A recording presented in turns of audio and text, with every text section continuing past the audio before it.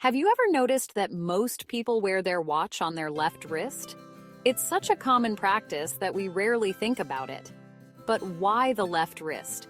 And where did this tradition come from?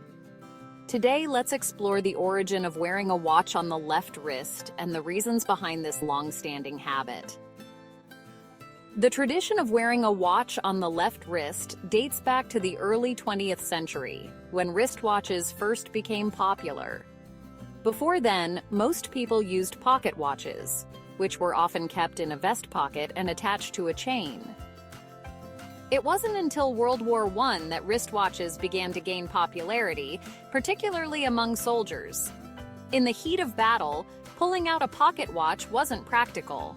Soldiers needed to check the time quickly and easily, so they began strapping watches to their wrists for convenience. But why the left wrist? Most people are right-handed, and wearing the watch on the left wrist made it easier to wind the watch using the dominant hand. Back then, watches were mechanical and had to be wound regularly to keep accurate time. By wearing the watch on the left wrist, the right hand, which had more dexterity, could easily wind the crown without needing to remove the watch. This practicality helped establish the custom of wearing watches on the left wrist. Another reason is that the left hand is typically less active than the right, especially for right-handed individuals.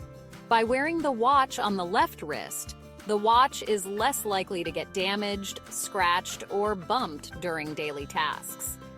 Since the right hand is usually the one doing more work, writing, lifting, or using tools, the left wrist became the ideal spot for a watch to stay out of harm's way. Even with the rise of modern battery-powered watches that no longer need winding, the tradition of wearing a watch on the left wrist has stuck. It's become a default practice that people rarely question.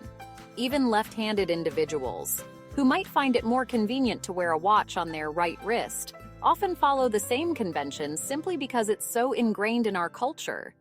In fact, many watches are designed with the assumption that they'll be worn on the left wrist. The crown, or dial used to adjust the time, is usually placed on the right side of the watch face, making it easier for right-handed people to access with their dominant hand.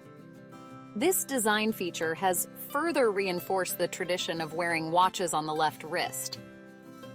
So, while there's no strict rule that says you must wear your watch on your left wrist, history, practicality, and design have all contributed to making it the norm for most people. And that's the origin of wearing a watch on your left wrist. A practice born from convenience, tradition, and a little bit of practicality that has stood the test of time.